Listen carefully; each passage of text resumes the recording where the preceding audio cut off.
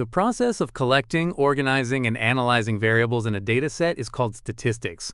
And when the data were collected from living things, like humans, mice, algae, or bacteria, it's called biostatistics. Bio meaning life. Before continuing, let's have an idea about variable and dataset. Let's say you want to figure out if people with high body mass index, or BMI, are at a higher risk of hypertension or high blood pressure. Let's say that you decide to go out and find 100 people with hypertension and 100 people without hypertension and find out the BMI of each person in each group. You might also collect other information about the individuals in each group, like how old they are, if they smoke cigarettes, or if they drink alcohol, since all of these factors can influence a person's risk of hypertension. All of these different pieces of information, called variables, can be put together into a single document or file called a dataset. A dataset usually includes independent variables which are thought to influence or change dependent variables. In our example, the body mass index would be the independent variable, and hypertension would be the dependent variable. Alright, now let's go back and continue with biostatistics. There are two main types of biostatistics. The first type is descriptive statistics, which is used to describe or summarize information about each individual variable in the dataset. Descriptive statistics can be used to find the mean, the average number calculated from a particular variable, the median, the middle number in a variable, and the mode, the number that occurs the most in the variable. The descriptive statistics of each variable can be calculated for the whole sample, all 200 people, or in each group separately, the 100 people in the group with hypertension, or the other 100 people in the group without hypertension. For example, we might find that the mean body mass index of all people in the study is 24.5, or that the mean body mass index is 28 for the group with hypertension and 21 for the group without hypertension. We can also use descriptive statistics to find the range, variance, or standard deviation, all of which are ways of understanding how the data are spread out or distributed for a given variable. For example, we might find that the lowest measured body mass index in the group with hypertension is 23 and the highest is 33. So the range for body mass index in this group is 23 to 33. Typically, descriptive statistics are reported in a graph or a table. The second type of biostatistics is inferential, which is different from descriptive statistics in two ways. First, inferential statistics looks at relationships between two or more variables, instead of looking at each individual variable. For example, we could use inferential statistics to explore the relationship between body mass index and hypertension. We could categorize body mass index into two groups, above 25 or high and below 25 or low. And we might find that people with high body mass indices have 3 times the odds of hypertension compared to people with low body mass indices. Typically, inferential statistics are reported by relative risks, attributable risks, odds ratios, or hazard ratios.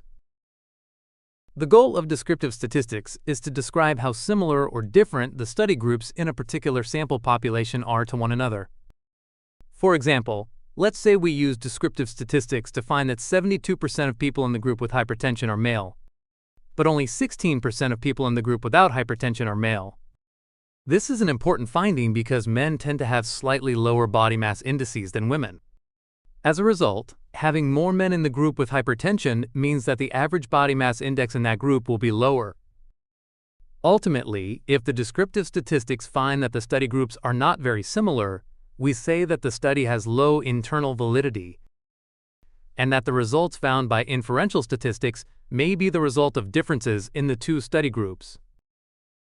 On the other hand, the goal of inferential statistics is to apply the results of the sample population to a target population, which is usually just the general population.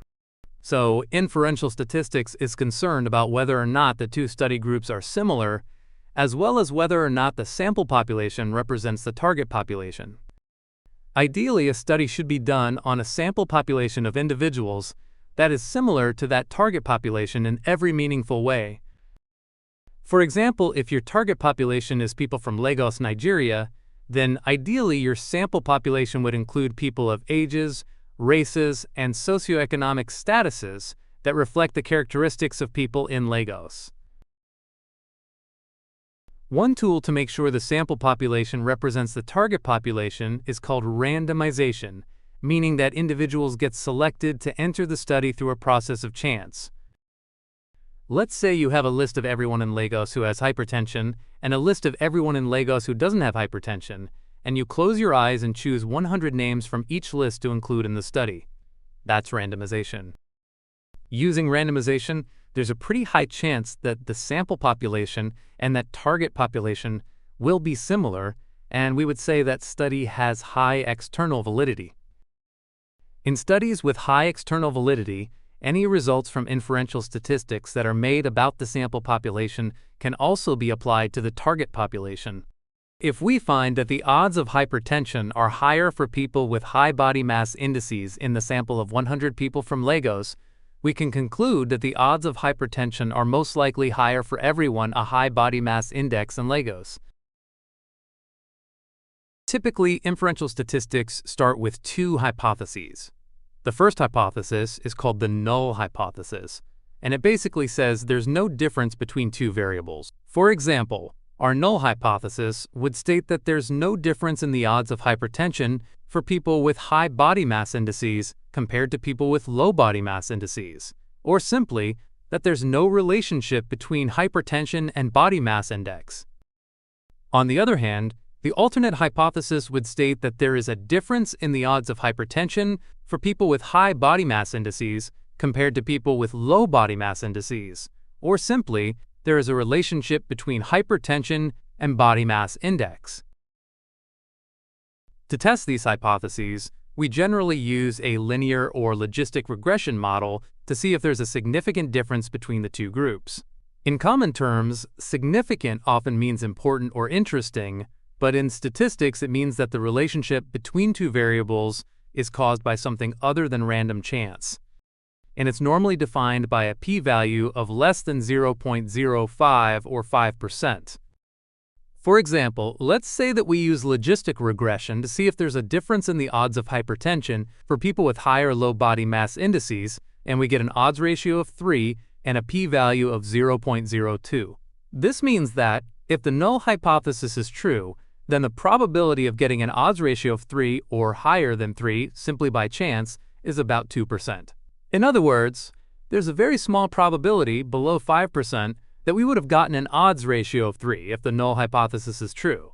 And because the probability is less than 5%, we can conclude that, most likely, the null hypothesis is false and the alternate hypothesis is true. And the alternative hypothesis is that there really is a significant difference in the odds of hypertension between the two groups. Statistical significance is different than clinical significance, which refers to the practical importance of the results. In other words, a clinically significant result would indicate that the independent variable has a noticeable effect on the dependent variable in the daily life of the participant. For example, let's say we found that people with high body mass indices have 2.5 times the odds of hypertension compared to people with low body mass indices, but the p-value was 0.22, which is much higher than 0.05. In the study, we might conclude that body mass index doesn't have a statistically significant effect on hypertension. But in reality, a health professional might conclude that 2.5 times is clinically significant, and they might inform individuals with high body mass indices that they are more likely to have hypertension. It's possible to have any combination of statistical and clinical significance. So it's possible for study results to be statistically significant, but not clinically significant, for both statistical and clinical results to be significant, or for both results to not be significant. Also, there's no set level of clinical significance. It ultimately depends on how two variables relate to one another. Hope you understand well about the concept of biostatistics. Follow Medbook for more educational contents, and thank you for watching.